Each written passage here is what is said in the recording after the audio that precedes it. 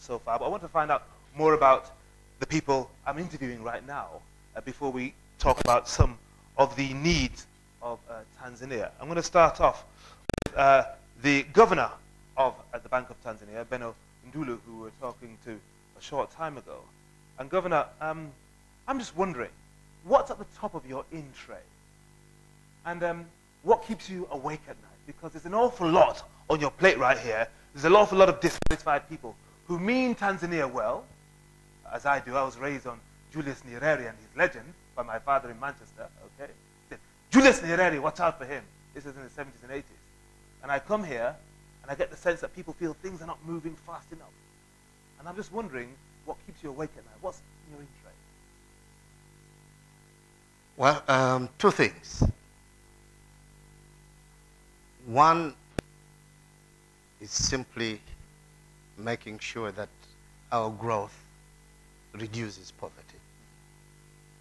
And that's a big challenge in the sense of how you reach and provide opportunities to those that are poor. Mm-hmm. Of course, the majority of the poor people in our case in rural areas. Yep. So definitely, as the Prime Minister spoke about this today, agriculture and opportunities in agriculture sector has got to be at the top of the list. But I'm also worried about the fastest growing segment of the poor, mm-hmm. which happen to be in the urban areas because of migration. Right. And it's the young, it's the youthful coming in with, expectations. They're thinking the streets of Dar es Salaam are paved with gold. And not finding the jobs. Mm-hmm. Because that's also a national issue in terms even of stability. So while working on agriculture, we have got to think very clearly about what opportunities in small and medium scale enterprise that one can create in order also to provide opportunities for the fastest growing segment of the poor. We heard from Omari Issa of the Investment Climate Facility for Africa a short time ago that the government needs $10 billion a year minimum to do what it really needs to do. Where's that money coming from? Well, the bulk of what the government spends, and this is 7 shillings out of every 10, it gets from its taxpayers. That's a fact. And it's important to restate that fact. And therefore, revenue generation will continue to be the biggest part of the challenge that we have. But that is only in terms of the government budget. I think the bulk of the action has got to be the private sector side. Where I think we can make progress is to start looking at how we can tap into non-concessional financing at reasonable cost and in a manner that will also leverage private investment, not just getting the funds. If actually that comes with a package of private investment interest, I think that will definitely raise the effectiveness of our financing strategy. Okay, we'll come back to some of that very shortly. I want to bring the Deputy Finance Minister in, Pereira Silima. I know you're new in the job, but I'm just wondering what your priorities are, because I'm just looking at some of the things I wanted to discuss here. The new government's spending priorities. There are so many things that it has to do. What are you going to do in this particular role? Okay. Thank you for the question. In fact, the baskets of needs is very big. And we have to carefully look into what areas that we can spend that will have a spin-over effect to other areas. People are talking about power generation, infrastructure, skills gap, yes. Innovation. The list is endless. Yes, yes. In fact, the few that I can mention here include the infrastructure. In fact, it's a priority now to make sure that our roads are good for transportation of goods and farm products to markets. We're also dealing with ports, airports, as well as ports, to make sure that they form an opportunity that will be tapped by Tanzania to support poverty reduction efforts. And this is in particular important when we consider that our neighboring countries are landlocked. Mm-hmm. So we have to service them at the same time, in fact, increasing our earnings in that area. But not going so far that it becomes a deterrent. I mean, if it costs more to send something from here or this part of Africa to across the border than it does to send something from here to Hong Kong, that's crazy, isn't it? Yes, it's true. And in fact, we think that through prioritizing this sector, we can minimize costs and even diverse the areas that we think could be utilizable for that purpose. Mm. The other area of importance, as has been said, is agriculture.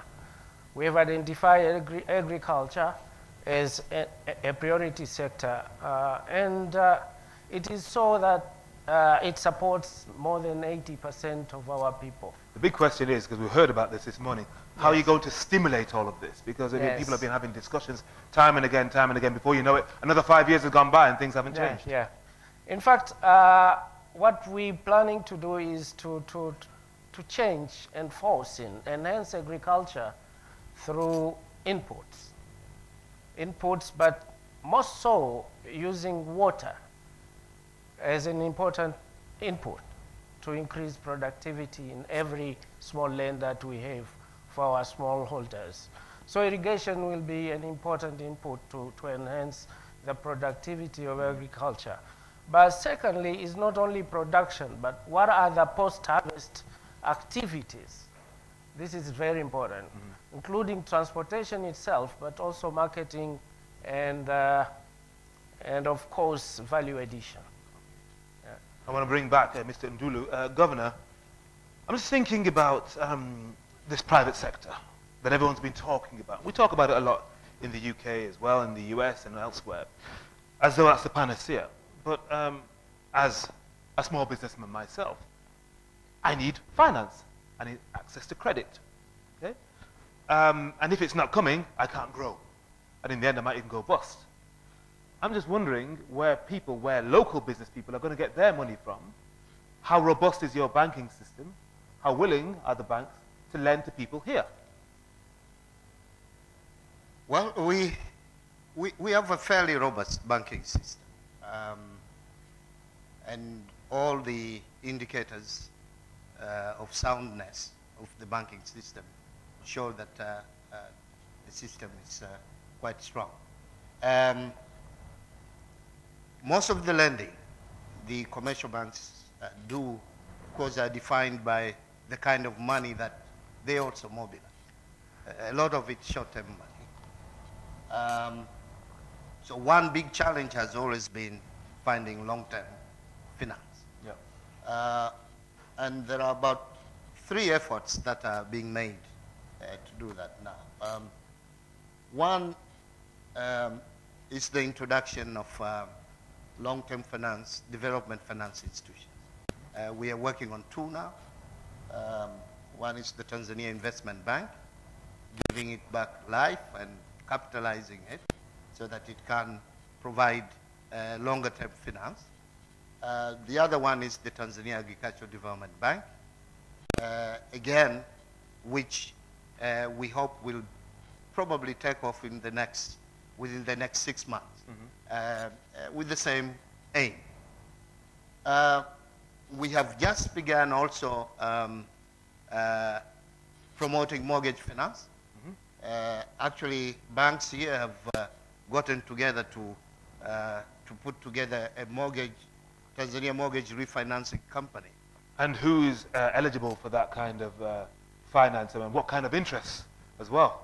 Well, I think for the refinancing company, Actually, the first set of money they'll get is government-owned lending, and it will be provided at fairly low cost, with the expectation that they would also lend at fairly low cost. But this is just at the beginning of starting, you know, a segment of the market that never used to exist. Yep. In terms of that. And finally, I think very, very important is lease financing. This is a self-collateralizing form of finance. I think it's way, way overdue, because that will open doors also for small and medium-scale enterprises who want, you know, to have access to construction equipment or, you know, some of the smaller operations. And the machine itself or equipment is actually collateral at the same time, so that you don't have to go find the full amount of finance for that purpose. I think all this, but let me add one more. And this, you know, one of the biggest problems we have in terms of both interest costs as well as lack of access to finance is risk. Yep. Our banks have suffered fairly hugely in terms of those people who borrow and don't pay back. Yep. And therefore, those who are good payers have had to carry a fairly large burden. What happens to the people who borrow and don't pay back? Well, part of the problem has, was talked about today. You know, when you have to resolve conflicts of commercial interest, you still have to go to courts, and it takes quite a long time. Have you thrown people in jail for doing this kind of thing? I mean, I'm going to be interviewing the Nigerian Central Bank Governor, Sanusi, in London on Friday. I know that he's been doing that kind of thing, and he's become wildly popular in Nigeria. I was wondering if you might become wildly popular if there are people who are running banks who shouldn't be running banks. You start throwing them into jail. Well, fortunately, most of the people who are running banks here do not deserve jail. Okay. Because they're doing well. I just have to check. Yeah. So, you know, I don't expect to earn accolades through that route. That's for sure. Yeah. But we're going to start what we call as a credit reference bureau, which will really provide information to all banks in relation to those who are looking for credit, Yep.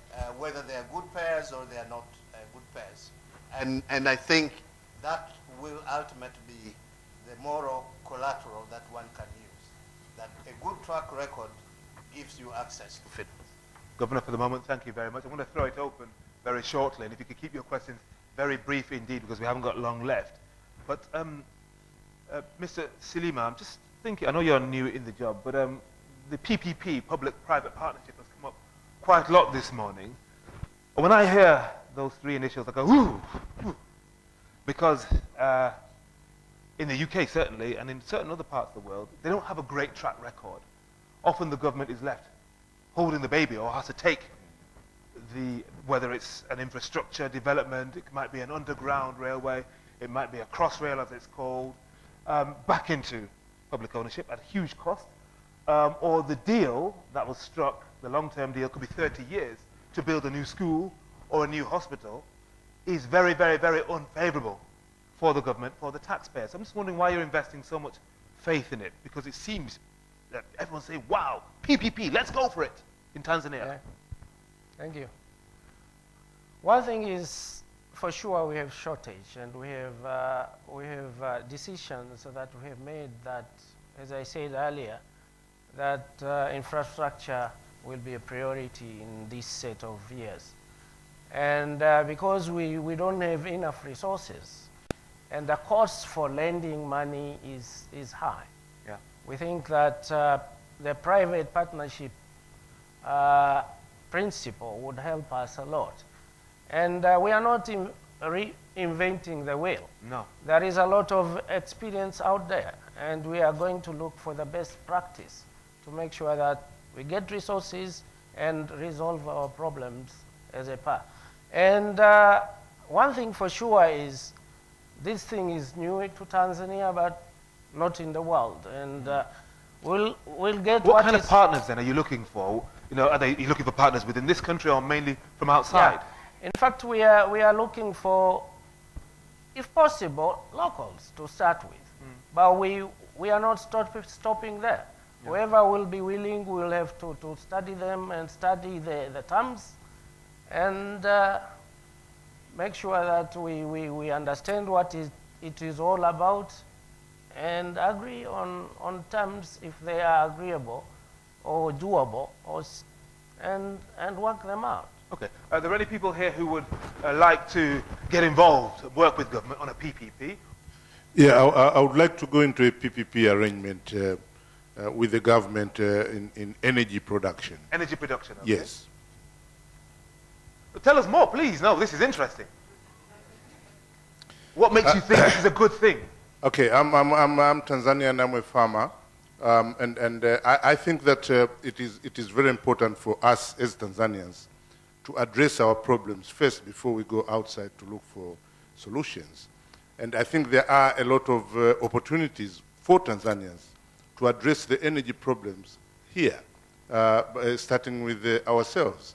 And there are opportunities working with the government on a PPP arrangement, especially after the passing of the 2008 law, where private generation and private distribution has been allowed. That we can go into public-private partnership to address at least part of this problem. What would you want from a contract with the government, apart from obviously a decent return? Well, it depends on the source of energy. Our company's main interest is renewable energy. First of all, utilizing agricultural waste as a source of raw material. And the hydro potentials which we have in the country. So depending on the return and now there is a standardized power purchase agreement, which we would be quite comfortable. Now it depends on also what sources of funding, because that's part of the key, as the governor said. For us Tanzanians, most of us don't have the resources to be able to do this. So we'll go borrowing, and we would like to be able to raise the funding here, and it depends on the cost of money. But if one gets a return on investment of 5 to 10%, I think I could live with that. Thank you. Very quick. Yep. We're in the ports and the logistics business in Africa, so we would be very interested in a PPP as far as the management of the port is concerned. We do this in a number of ports in West Africa. Tema. On a PPP basis? On a PPP basis. Yep.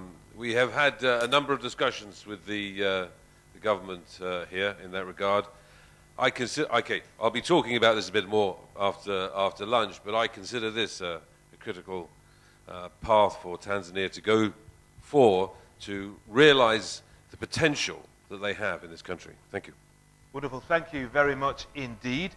Governor, how do you see the next year?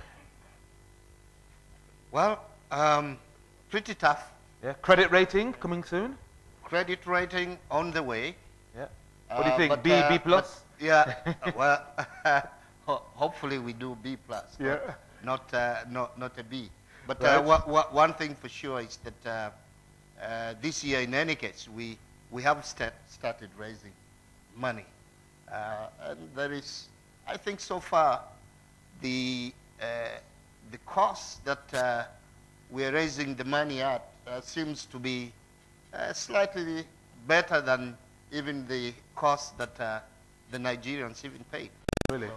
So I think we have a good reason to think positive. Excellent. Thank you very much indeed. Let's have a round of applause for the Central Bank Governor of Tanzania, Benno Undu, and Deputy Finance Minister Pereira. Hello. Thank you very much indeed. Sir, may I intrude with one last point? Late breaking news. Okay, very quickly. You got 15 seconds. 15 seconds. Just a few comments. I represent AgriV, which is a food and agribusiness investment fund, invested in about 6 countries in East and Southern Africa. Just one or two very brief comments. In terms of partnerships, I think linked to access to funding, I think it is important, especially for our representatives here from developed countries, to realize the value and the potential in partnerships between their entrepreneurs and local entrepreneurs in Tanzania. We've seen that very successfully in our own portfolio of companies being implemented. The second point I'd like to make is that in terms of access to funding, just 2 points for us to bear in mind. You see, you keep and trying to do it, debate don't later. you? Final point, go on. Firstly, our banking colleagues play a very, very important role. I do think, though, that we need to work together a lot more, in a lot more focused manner, to restructure our products and our services to be more compatible with the needs of entrepreneurs in the food and agribusiness sector in this country. There's a lot more that we need to do as financiers and work with specialist equity funders in this regard. And lastly, let's not forget there's an increasing movement to rechannel the still remaining significant flows of aid money and philanthropic money into the investment model, generally grouped together under the term impact investment. And I think in terms of access to funding, that is a theme that we should unpack a bit more in the Tanzanian context as well. Agri-V, food and agribusiness.